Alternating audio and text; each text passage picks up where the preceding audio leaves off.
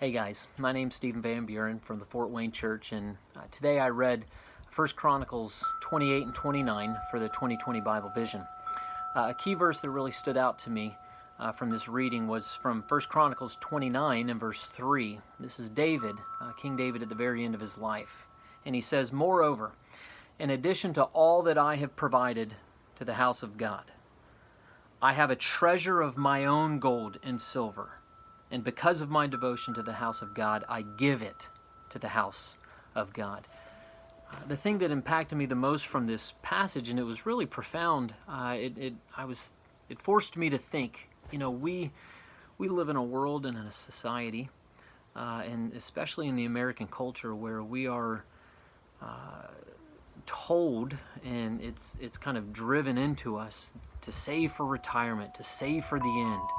We want to have an inheritance that we can pass on to our kids, after we leave. And not that there's anything wrong with that, but I was profoundly impacted by David, who was the man after God's own heart. And he says, "Listen, I've spent all my life devoting to the house of God, and yet," he says, "I had my own treasure." Right? I had my own gold and silver. He had his own bank account saved up.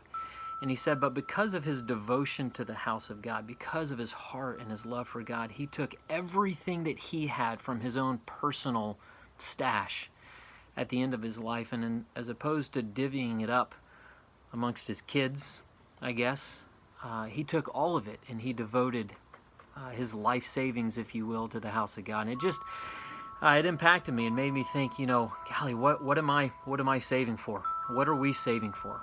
Is it to arrive safely at death?